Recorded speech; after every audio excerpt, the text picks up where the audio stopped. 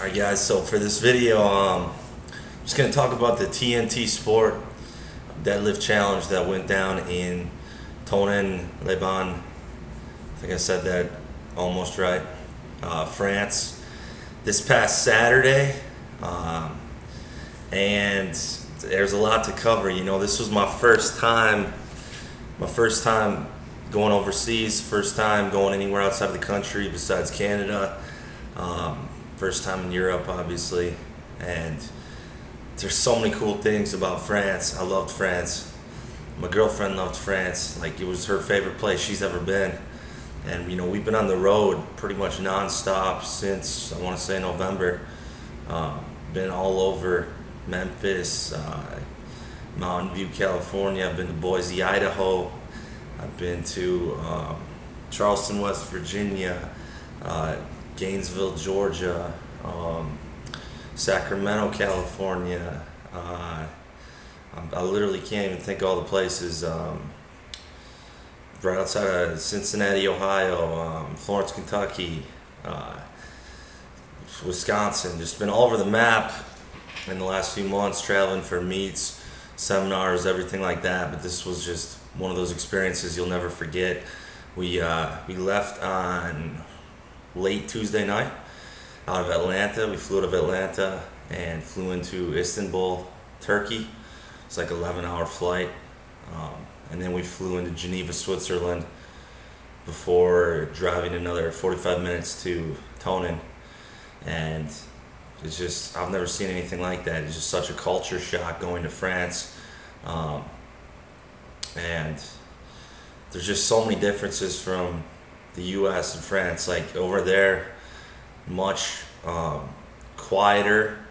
Everybody's quieter, and it's a much more slow-paced lifestyle. Like, over here in the US, everything's go, go, go all the time. Like, no rest. And over in France, it's just laid back and quiet and slow-paced, and it's relaxing. I love that part of it. That was my favorite part. I don't know if it's like that all over Europe, but you guys have it figured out. Other things, people are very, very well-mannered compared to over here in the US. You know, this isn't like a tourist destination, and we were pretty much the only Americans in the city of about 30,000 people, and we don't speak a word of French hardly, besides bonjour and tartiflette and escargot, just snails. More on that in a minute. But even though we didn't speak French and everyone spoke French there weren't many people fluent in English, but everybody was super nice to us anyway, even though we didn't really know the language, and that was pretty cool. Ordering food was really tough. I had to get Nico, one of the guys who flew us out there, to help me order food a lot of the time because I couldn't read the menu, and it was hard translating things back and forth. But it was just a great time. The food is really good. Like, they have cheese and cold cuts and salad at every meal, which is kind of cool. And there's like no processed food. Like, the processed food section of the grocery store is about a fifth of what it is in the US. Like, you just don't have that. There's no options. You know, there's a few things, that's it. Very beautiful country. This Tonon is situated, you have the Alps on one side and you have Lake Leman on the other, which is the biggest lake in France, or in Europe, I mean. And Geneva, you can see Geneva, Switzerland from the lake. It's on the other side. So just very cool. Plenty of shopping, flowers everywhere, fountains everywhere. Just gorgeous, gorgeous scenery. And there are no trucks. That was something I picked up on. Only these small cars. People only drive tiny cars where you hit your head on the ceiling because they're so small. There's no trucks. There's hardly any vans. You might see like one every once in a while. Another thing, people always stop at crosswalks for you. There's no like crosswalk sign to go. People just stop. Like in the US, they're pretty much like give you the finger, keep going. But every time they would stop at a crosswalk in France. Roundabouts everywhere is another thing. Speed bumps everywhere, so you can't speed. But really good people. I loved it out there. So what ended up happening, I'll get back on the topic here. TNT Sport is a company in Tonin, and they have a supplement shop. They just sell supplements. It's like a GNC type thing, but it's independently owned. This is their only store, and so they sell supplements and shirts and gear and everything, wrist straps, stuff like that, and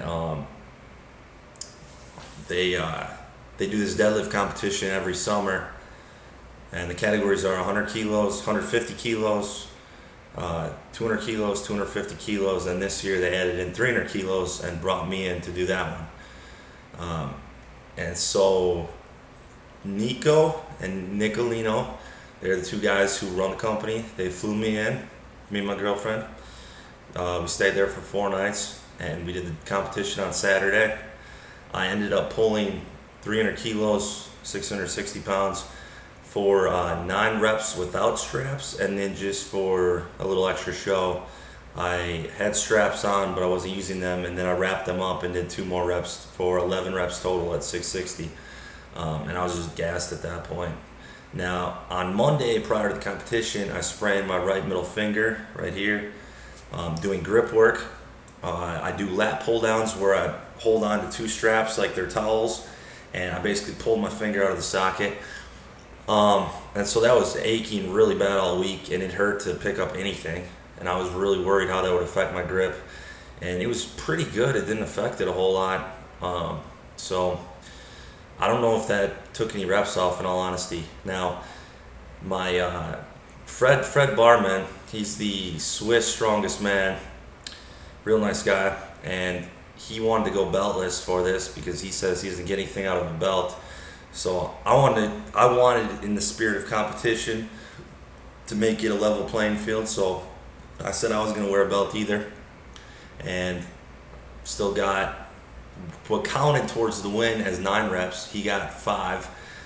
He got second place, and his buddy got 4. We were the only guys to do the 300 kilo category. I think if I would have had a belt, I could have gotten 2 more, because the belt really helps when you get to those last few reps and your back starts rounding more as you fatigue. So that's where I think it would have given me a little bit of a boost. But who knows? I'm trying to talk Nico and Nicolino into making a 320 kilo category next year and having me aim for the same amount of reps. And they said, well, no one else would do that category, but I was thinking we could just have me do it to cap the show off, maybe go against Fred again. But we'll see. We'll see what they want to do next year. I just want to thank those guys, though, for having me out there, because it's expensive to fly to Europe, and especially for 2 people, and then to stay in a hotel and pay for all our meals and help us out like that, and put on this awesome competition where it was probably the craziest crowd I've ever seen in my life. I've lifted in the animal cage, and that's quite the experience. These guys were this crowd was fired up. We were deadlifting in the street, and people surrounding me on every side, right in my face, like right on top of me, just yelling and going crazy. And I used to watch these like Russian lifters, like Mikhail, like lift these exhibitions for a big crowd, and they would put up these crazy numbers, and afterward it'd be like raise their hand up in victory, and the crowd would all stand up and go crazy. And it was like a moment for me where it hit me, because that's what was going on. I would raise my arm up in victory, and everybody went nuts. And I was like, wow, this is the stuff I used to dream about. How cool is this? Just to have an experience like that, it's awesome. You can't put into words. Like, this trip will never be something I ever forget. Just so happy that I was able to be a part of this, and I'd love to go back next year and do it again. Nico really wants me to try 300 for 20 reps, but I told him at this point it's more a matter of my endurance. Like, I could probably do 700 or 705, which is 320 kilos, for pretty much the same amount of reps, because it's like once you get to 10 reps, my endurance just dies. Like, it's not even the weight. So I feel like that would be way cooler. And because I think maybe with a belt I could come close to 15 next year. That's 300 kilos. But I think 320 for like 10 or 11 would be even cooler. So we'll see what they say. We got plenty of time to prepare for that. But just thank you to those guys.